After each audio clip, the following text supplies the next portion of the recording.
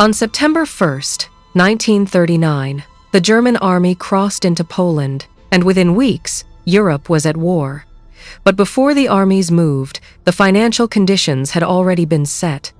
The opening salvos of the Second World War were not fired from battleships or bomber formations. They were fired years earlier, in the quiet offices of central banks, in the ledger books of finance ministries, and in the bond markets of New York and London. The war that consumed the world was, from its very inception, a financial war. It was fought with currencies as much as with cannon, with debt as much as with divisions, with gold as much as with gasoline. To understand how the war was won and lost, and to understand the world that emerged from its ashes, one must first understand the money.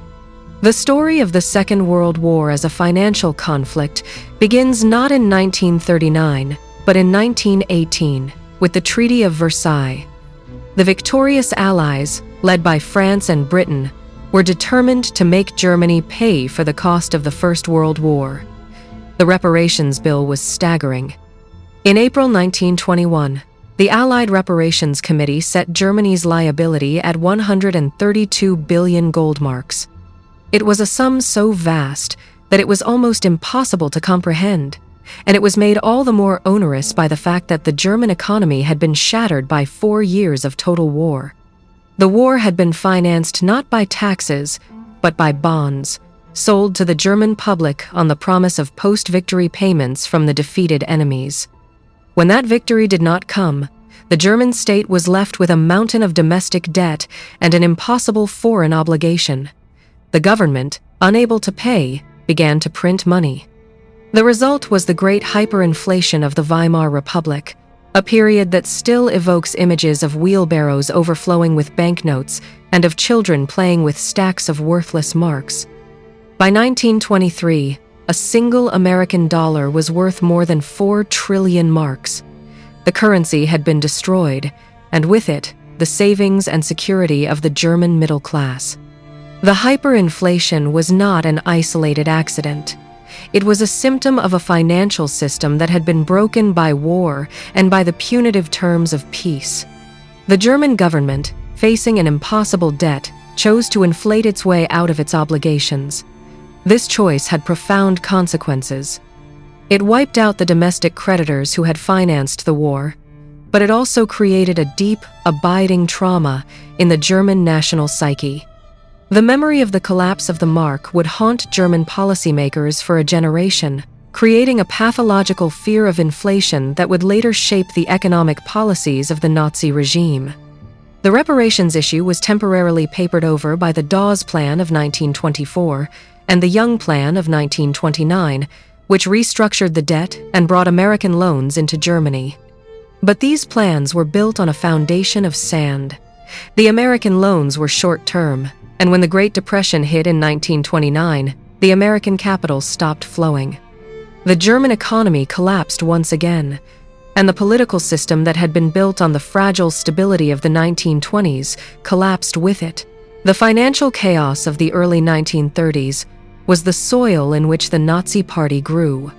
The trauma of inflation and the humiliation of reparations became a powerful recruiting tool for a movement that promised to restore German pride and economic stability. When Adolf Hitler came to power in January 1933, he inherited a country that was bankrupt in almost every sense. The economy was in ruins, unemployment was at record levels, and the state was crippled by debt. But Hitler and his economic minister, Hjalmar Schacht, had a plan that was as audacious as it was dangerous. They would rearm Germany on a massive scale, but they would not pay for it with taxes. Instead, they would create a system of hidden debt that would be invisible to the world until it was too late. The mechanism they devised was the Mefo bill. Mefo was a shell company, set up by Schacht, that had no capital of its own. The Reichsbank, Germany's central bank, would guarantee Mefo bills, which were essentially 5-year promissory notes. These bills were then used to pay armaments, contractors. The contractors could take the bills to a bank and get cash for them. From the outside, the process looked like private financial transactions. In reality, it was the state printing money for rearmament, but doing so off the official government balance sheet. This was a disguised rearmament debt machine, a system of concealed state credit that allowed Hitler to build a war machine without the world understanding the true scale of his ambition. The Mefo bill system was a brilliant piece of financial engineering, but it was also a ticking time bomb. The bills were due to be repaid after 5 years, and if they were all called in at once, the German financial system would have collapsed. Hitler's solution was simple: he refused to pay them back. He chose instead to roll the debt over, to create new Mefo bills to pay off the old ones, and to keep the entire pyramid growing. Between 1934 and 1936, Mefo bills financed roughly half of all weapons purchases. By April 1, 1938, when the system was finally halted, 12 billion Reichsmarks of Mefo bills had been issued. The German state was effectively bankrupt, but it was a bankruptcy that would not be revealed until after the war had begun. The Nazis had placed a massive bet on the future.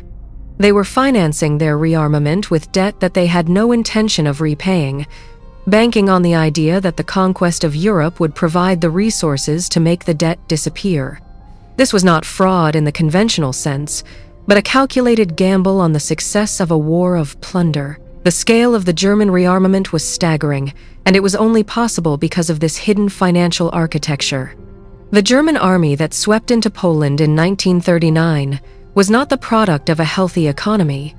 It was the product of a massive, unsustainable, and deliberately concealed system of state credit. The fraud was not just against the German people, but against the entire international financial system. In the years before the war, the Reichsbank, under Schacht's direction, had developed a sophisticated system of exchange controls designed to prevent Germany's weak foreign exchange position from hindering the acquisition of raw materials abroad. Germany was desperate for foreign currency to buy the iron ore, oil, and other resources it needed for rearmament, but the country's exports were insufficient to generate the necessary foreign exchange. The solution was a combination of aggressive bilateral trade agreements, coercion of neighboring states, and, once conquest began, the systematic looting of the gold reserves of occupied countries. When German troops marched into Austria, Czechoslovakia, Poland, Belgium, the Netherlands, and France, they did not just seize territory, they seized the central banks. The Reichsbank knowingly incorporated looted monetary gold from the governments of occupied countries into its own reserves. Estimates suggest that Germany was able to more than treble its pre-war holdings of gold, which stood at about $298.9 million in 1939 values, by adding some $614 million worth to its war chest. This gold was then used to make wartime payments to neutral countries like Switzerland, which continued to trade with the Reich throughout the war. Nearly 100 tons of Nazi gold are estimated to have been laundered through Swiss banks, with only a fraction ever being returned. The Nazis were not just fighting a military war. They were fighting a financial war, and one of their primary weapons was the looted gold of their victims. Gold was not simply treasure, it was international purchasing power. In a world where national currencies were still pegged to gold, possessing the metal meant possessing the ability to buy essential goods on global markets when your own currency was not trusted. The German financial strategy was one of conquest and plunder. The Allies, by contrast, had to rely on a different set of tools. For Britain, the war was a desperate struggle to preserve its financial independence, a struggle that it ultimately lost. At the outbreak of war, Britain held roughly £450 million in gold and dollar reserves. This was a substantial sum, but it was not nearly enough to finance a global war against the most powerful industrial machine in Europe. Britain was forced to spend its reserves at an alarming rate to buy American weapons and raw materials. By the end of 1940, the country had virtually exhausted its gold and dollar reserves. The situation was so dire that by the spring of 1941, just before the introduction of Lend-Lease, Britain's gold and dollar reserves had been drained to dangerously low levels. The country was effectively broke. War lets governments spend beyond current tax revenue by borrowing from the future. For Britain, that future had arrived, and its creditors were demanding payment. Britain's financial crisis in 1941 was one of the pivotal moments of the war. It was a moment that revealed the true nature of the financial system. The British Empire, the wealthiest and most powerful empire the world had ever seen, was being brought to its knees not by German bombs, but by the simple fact that it had run out of money. The United States, which was still officially neutral, recognized the danger.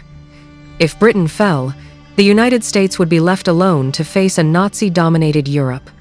President Franklin Roosevelt understood that the United States could not afford to let Britain be defeated. But he also understood that the American public was deeply isolationist and would not support a direct military intervention.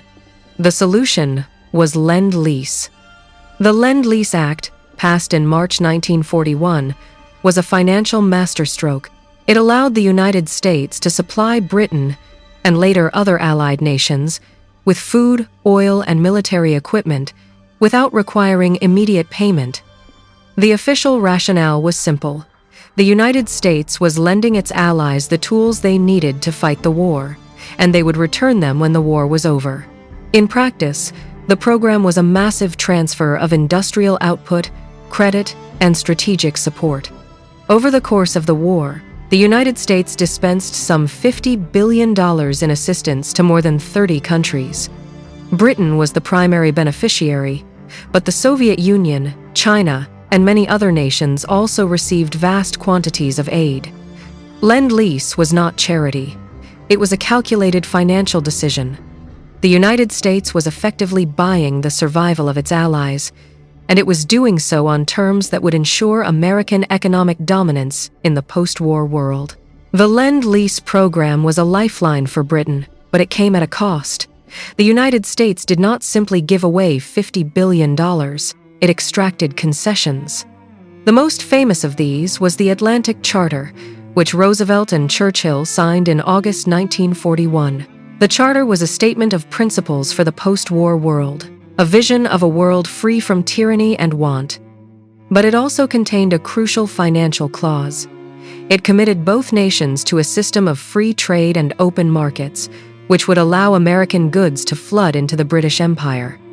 This was not a direct dismantling of the empire, but a significant step in that direction. It was a challenge to the system of imperial preference that had protected British industry for generations. The British were being forced to accept a new economic order in exchange for American help. The war was not just about defeating Hitler. It was also about reshaping the global economic order to benefit the United States. The financial war also played out on the home front, through the sale of war bonds. In the United States, the war bond drives were a monumental exercise in mass mobilization. The government sold $185.7 billion worth of war bonds to over 85 million American citizens, which covered between 50% and 60% of the total cost of the war. This was not merely a fundraising mechanism, it was a form of economic control. The bond drives were designed to soak up the vast amounts of money that were being generated by the wartime industrial boom. If workers had been allowed to spend their high wartime wages on consumer goods, the resulting demand would have caused runaway inflation. By encouraging citizens to put their money into war bonds, the government was effectively removing cash from the economy, suppressing inflation, and financing the war at the same time. The bonds were also a powerful propaganda tool. They were sold through a combination of patriotic rallies, Hollywood celebrities, and aggressive advertising. The campaign was so successful that it turned private household savings into public war finance, creating a vast pool of capital that could be deployed to fund the war effort. The psychology of war bonds was as important as the economics. The bonds were sold to the American public as a patriotic duty, a way for ordinary citizens to contribute to the war effort. They gave the war a sense of shared sacrifice and collective purpose. The bonds were also a form of social control. They tied the fortunes of ordinary Americans to the success of the state. A citizen who owned a war bond had a direct financial stake in the outcome of the war. This was a powerful way to build national unity and to ensure that the population remained committed to the war effort, even in the face of hardship. The message was clear. You are not just a spectator in this war, you are a financier of it. You are part of the system. The war bond campaigns demonstrated how a government could harness the savings of its population to achieve a national objective, creating a direct link between personal finance and the fate of the nation. The financial mechanisms of the war did not disappear when the fighting stopped. In July 1944, even as the Allies were still fighting in Normandy, a conference of 44 nations met at Bretton Woods, New Hampshire, to design the post-war international monetary system. The goal was to create a new financial order that would prevent the chaos of the interwar years, to avoid another Great Depression, and to ensure that the world would never again be torn apart by the kind of economic nationalism that had contributed to the rise of fascism. The system that emerged from Bretton Woods was a compromise between the gold standard of the past and the fiat currencies of the future. It was a gold dollar standard. The United States, which controlled 2/3 of the world's gold, insisted that the dollar be pegged to gold at a rate of $35 per ounce. All other currencies would be pegged to the dollar. This made the dollar the world's reserve currency.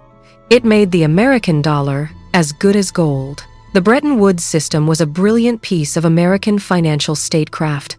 It enshrined the dollar at the center of the global financial system. The United States was effectively becoming the world's banker, and it was doing so on terms that were overwhelmingly favorable to itself.